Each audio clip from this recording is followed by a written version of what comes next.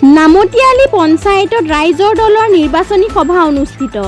সভাত অংশগ্ৰহণ ৰাইজৰ দলৰ শিৱসাগৰৰ প্ৰাৰ্থী অখিল গগৈৰ।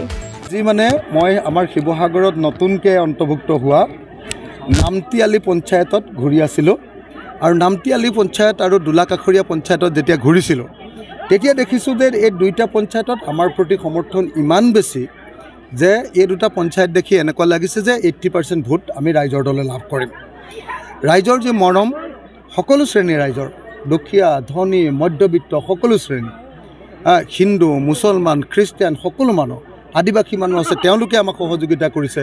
সকলো জাতি ধৰ্মৰ মানুহ কলিতাসকল ইয়াত আছে যথেষ্ট পৰিমাণে। তেখেতসকলে মোক খুব ভালকৈ ইমান ধুনীয়াকৈ মৰম কৰিছে।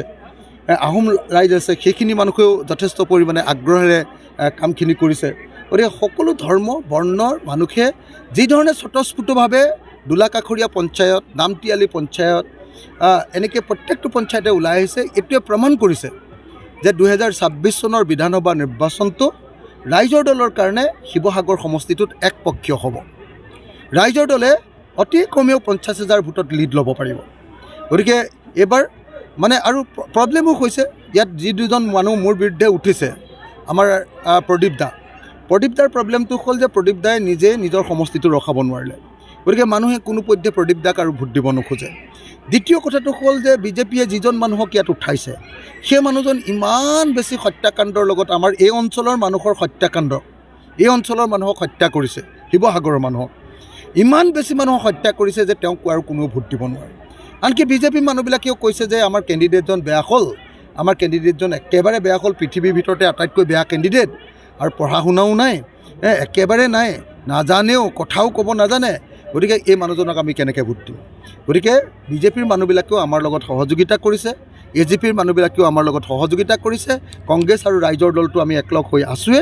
গতিকে এইবাৰ 2026 চনৰ শিৱসাগৰ বিধানসভা সমষ্টিৰ নিৰ্বাচনটোত আমি অনায়াসে জিকি যাম বুলি আমি বিশ্বাস কৰিছোঁ। পীযু হাজৰিকাই সংবাদ মাধ্যমত অলপ আগত কৈছে যে কুশলদৈৰীক টিকট দিয়াৰ বাবে অখিল গগৈ মানসিক কষ্টত ভুগিছে বুলি কৈছে। মানে মই এটা বস্তু দেখিছোঁ যে মানে মই কুশলদৈৰীক মানে আক্ৰমণ কৰি দিয়াৰ লগে লগে, কুশলদৈৰীক মানে মানে মানে বিতৰ্ক কৰি দিয়াৰ লগে লগে, আচল সত্যবিলাক কুশলদৈৰী সম্পৰ্কে কৈ দিয়াৰ লগে লগে, যেতিয়া কৈ দিছোঁ লগে লগে অসমৰ মুখ্যমন্ত্ৰীৰ চুলিবিলাক থিয় হৈ গৈছে। মই দেখিছোঁ যে তেখেতে চুলি লগাইহে থৈছে বুলি মই শুনিছিলোঁ, কিন্তু কালি তেওঁ কৈ থাকোঁতে এইটো দেখিছোঁ যে মুখ্যমন্ত্ৰীৰ লগাই থোৱা চুলিবিলাকো থিয় হৈ গৈছে। মুখ্যমন্ত্ৰীয়ে কিমান ভয় খাইছে আপুনি নিজে ভাবক। শিৱসাগৰত এনেই হাৰিব, তাৰপাছত আকৌ এনেকুৱা এজন হত্যাকাৰীক দি দিলে গোটেই অসমতে তাৰ বেয়া প্ৰভাৱ পৰিছে। সেইকাৰণে মুখ্যমন্ত্ৰীয়ে মানে লাজ পাইছে। পীযু হাজৰিকাৰো উপায় নাই। পীযু হাজৰিকা বেচেৰা, তেওঁৰ ওপৰত ঠিকা দিছিলে যে উজনি অসমত তই পইচা পাতি খৰচ কৰি মানুহকেইটাক জিকাই আন। এতিয়া উজনি অসমত আমাৰ 46টা সমষ্টি আছে, 46টাৰ ভিতৰত 33টা সমষ্টিতে আমি বিৰোধীবিলাকে জিকিম।